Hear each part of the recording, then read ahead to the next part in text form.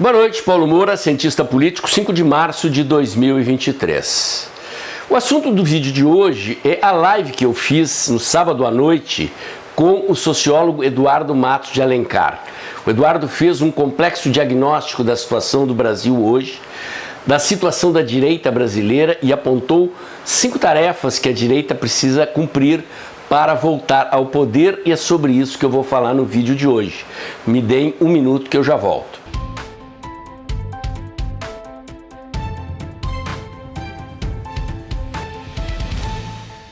Pessoal, 2 recadinhos fundamentais aqui antes de começar o vídeo. Primeiro, eu comecei a criar os grupos de seguidores do canal Dextra.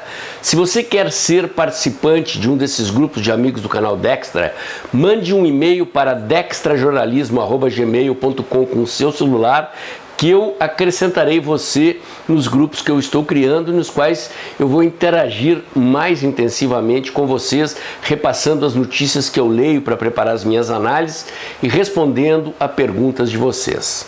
A outra novidade, vocês já devem estar sabendo, eu criei o Clube de Assinantes do canal.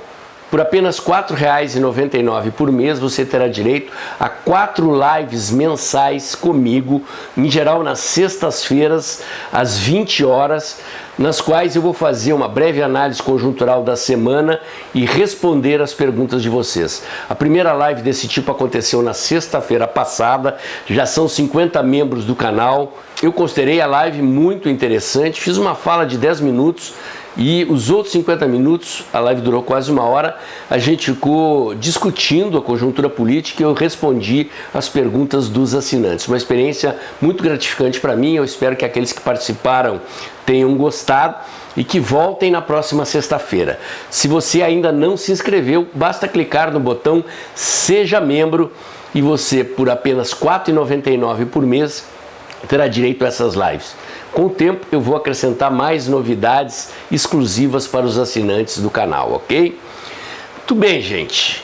Eu não vou reproduzir aqui para vocês tudo que nós discutimos na live com o Eduardo Matos de Alencar, mas eu recomendo a vocês que, se não viram a live, vejam e, se puderem, leiam os artigos do Eduardo de Alencar. Um deles foi publicado no jornal Gazeta do Povo e o outro no site Brasil Sem Medo.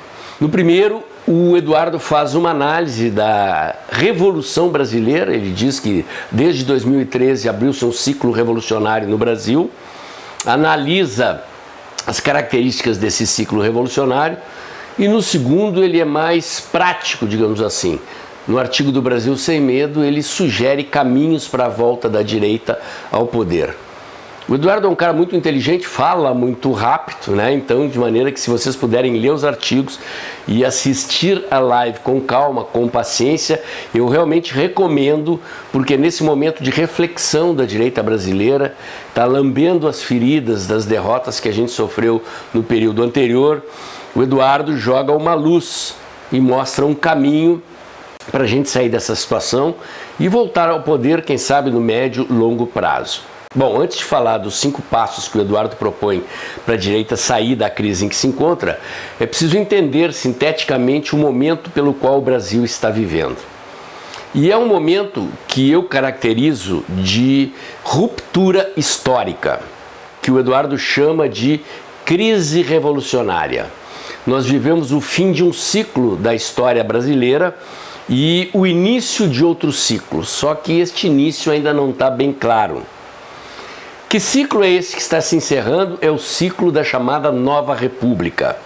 O que é a Nova República? É um modelo jurídico, político, econômico, institucional instituído no Brasil depois do final do regime militar. E por que esse ciclo se esgotou e está no fim? Bom, em primeiro lugar, porque foi um ciclo criado, pensado, em contradição com o momento histórico que o mundo vivia. Os anos 80 foram os anos da abertura liberal no mundo. Governo Thatcher na Inglaterra, governo Reagan nos Estados Unidos abriram uma onda de liberalização e crescimento econômico que seguiu pelos anos seguintes.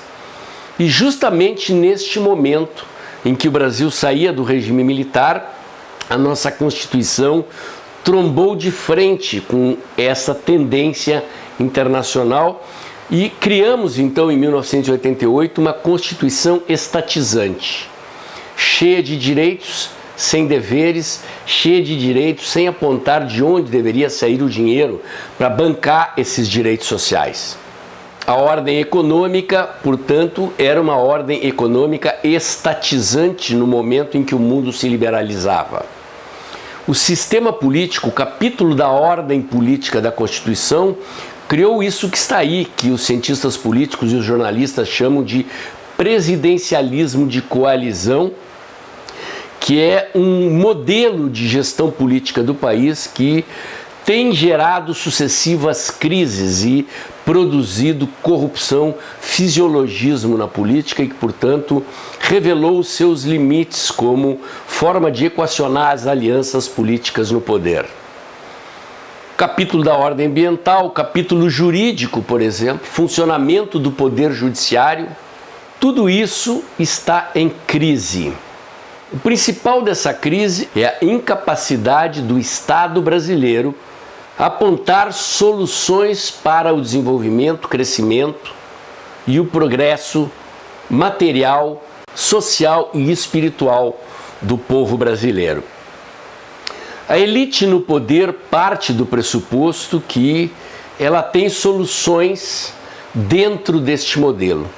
Acontece que o que nós temos assistido de 88 para cá é uma sucessão de crises, de tentativas de remendar o sistema, e a última delas é a que está em curso neste momento no Brasil, quando o establishment se uniu, tirou o Lula da cadeia para alçá-lo à condição de presidente da República, já que eles não tinham outro nome capaz de derrotar Bolsonaro, para tentar conter a onda disruptiva que se abriu em 2013 e elegeu Bolsonaro em 2018.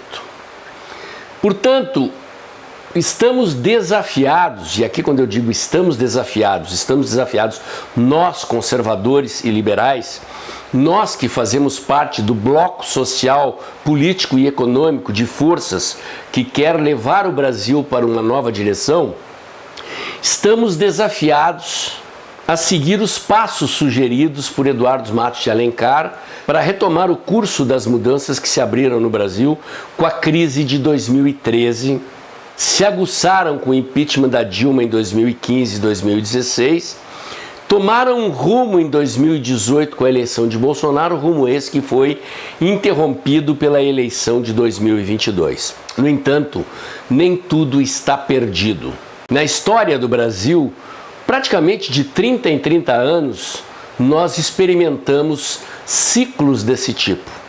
Ou seja, modelos de dominação política, de ordenamento econômico, jurídico, político, institucional, que perduram por períodos de aproximadamente 30 anos, se esgotam e são substituídos por outros modelos. Vou me fixar aqui em dois modelos que tiveram uma certa duração no período republicano da nossa história, que foram o Estado Novo de Getúlio Vargas e o regime militar de 64. Ambos foram concepções e modelos de gestão do Estado. Getúlio foi o cara que industrializou e urbanizou o Brasil, tirou o Brasil da era agrícola e botou o Brasil na era urbana e industrial.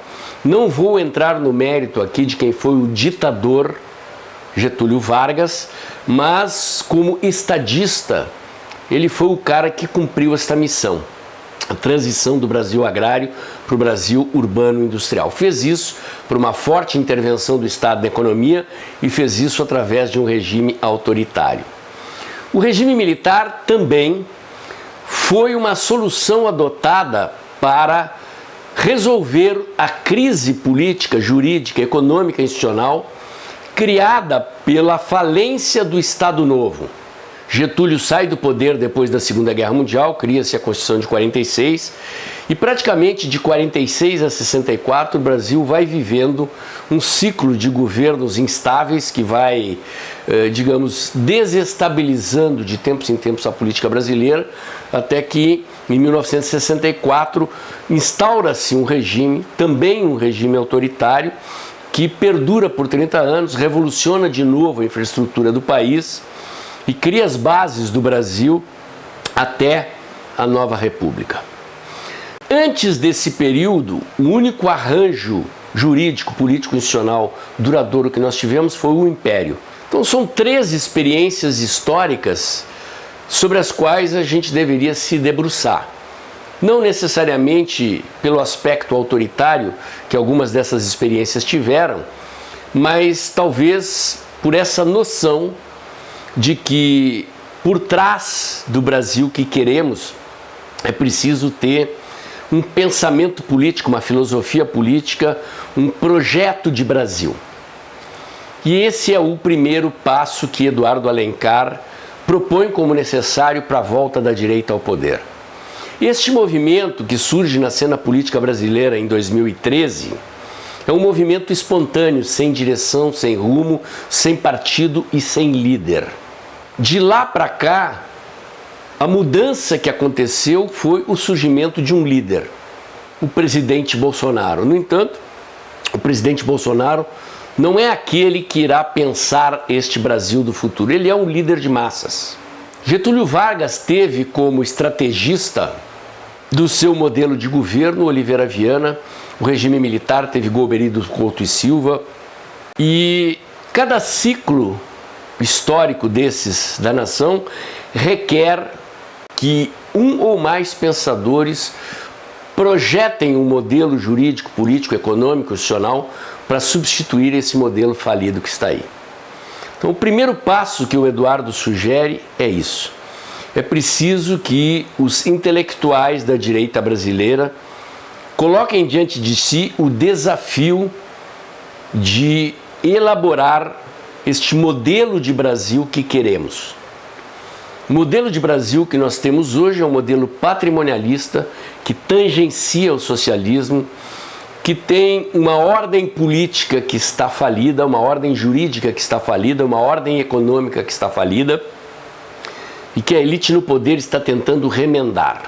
Aliás, isso é um aspecto interessante. A elite no poder não tem um projeto de Brasil para colocar no lugar deste que faliu. Eles estão reagindo à ofensiva da nova direita, à ofensiva das forças sociais, políticas e econômicas que querem botar o Brasil num outro rumo, diferente desses que a elite no poder quer preservar e quer que perdure.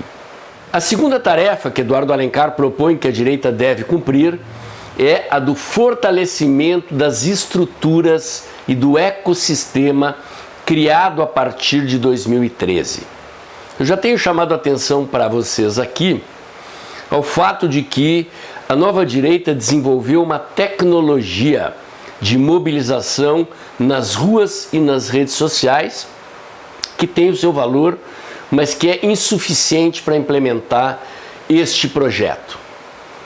Estou falando aqui de algum tipo de organização social e política que vá além dessa tecnologia de mobilização de rua e mobilização em redes sociais.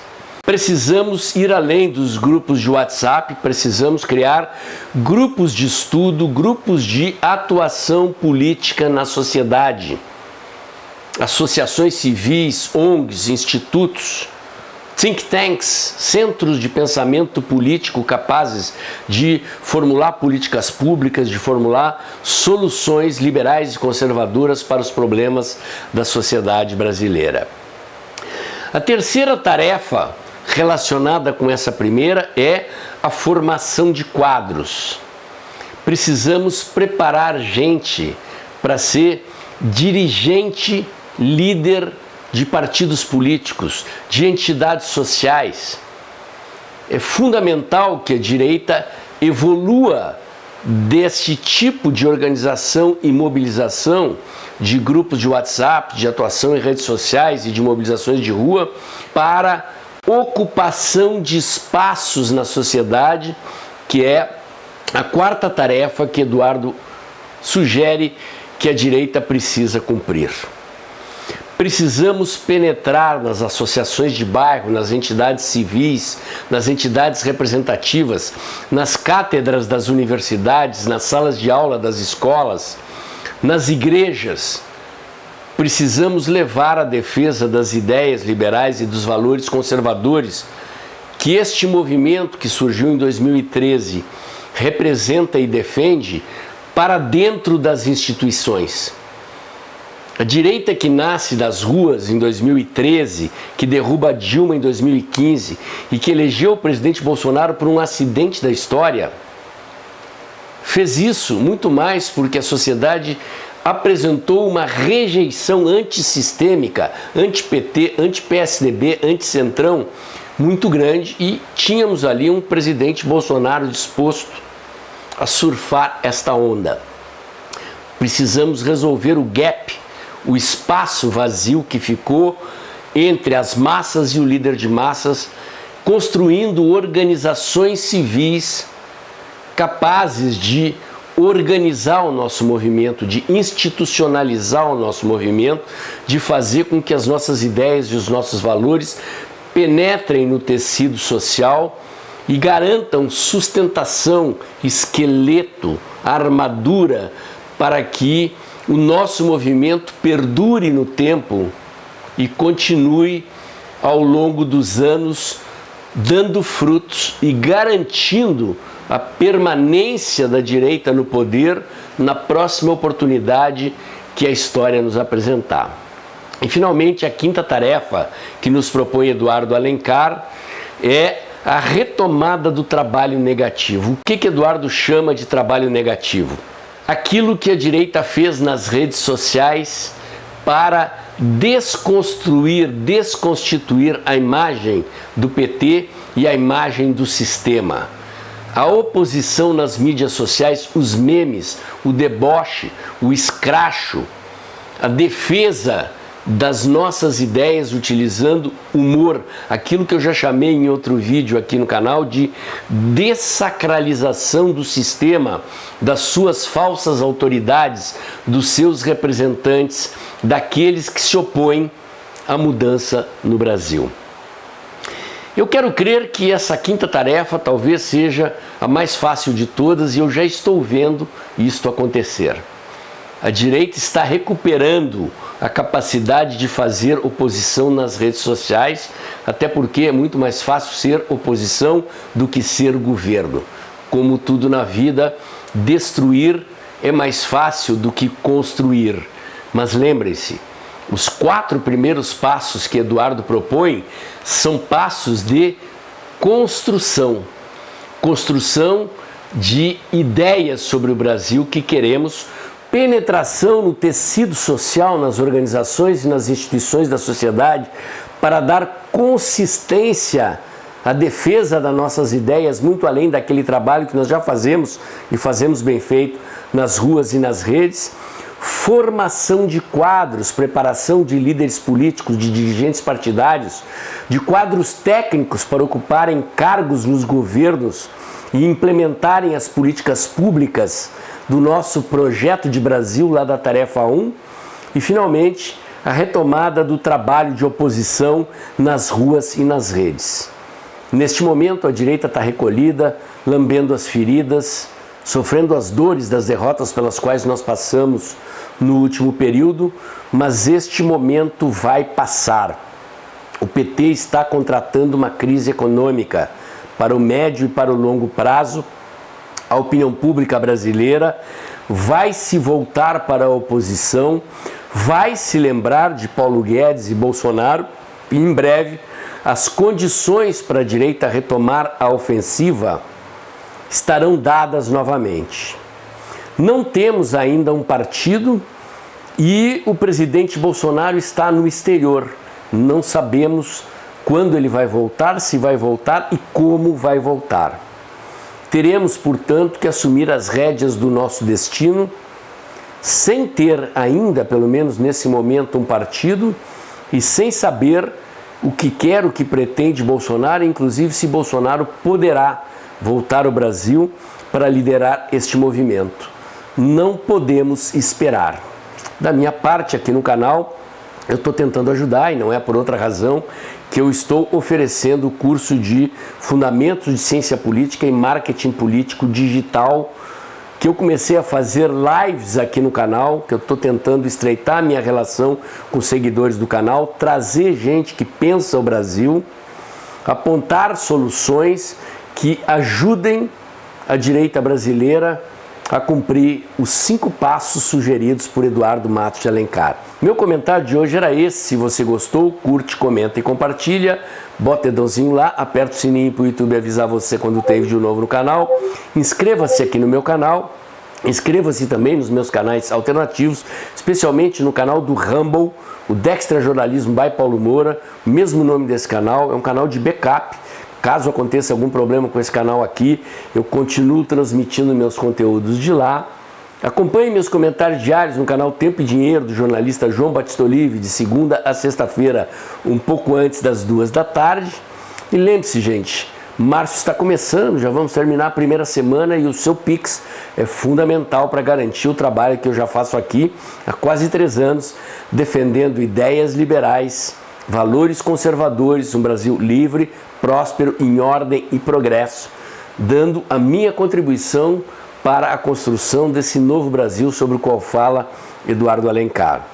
E se você puder, continue chamando amigos, colegas e parentes para seguir o canal, levando mais longe os conteúdos que eu entrego aqui. E amanhã tem mais. É possível prever o futuro? A curiosidade do ser humano por antecipar o futuro acompanha a humanidade desde o princípio dos tempos. Magos, videntes, cartomantes, bruxos eram consultados por aqueles que queriam saber ou querem saber o futuro. E na política, é possível prever o futuro? Sim, mas não é recorrendo a magos, cartomantes e videntes, e sim aos fundamentos da ciência política. Eu garanto a você que se você conhecer os fundamentos da teoria, dos conceitos, das categorias que a ciência política entrega aos analistas políticos profissionais, você vai entender o verdadeiro jogo do poder que é jogado abaixo do tabuleiro das aparências e será capaz de antecipar o futuro com base na observação dos acontecimentos presentes. É assim que fazem os políticos profissionais, os analistas profissionais, os cientistas políticos e os estrategistas políticos e de comunicação. Se você está interessado, você não pode perder o curso de Fundamentos de Ciência Política e Marketing Político Digital que eu vou oferecer a partir de abril. Eu sou o jornalista e cientista político Paulo Moura, do canal Dextra do YouTube. Se você ficou interessado, inscreva-se em www.dextracursos.com.br para receber as informações sobre o curso que ofereceremos a partir de abril.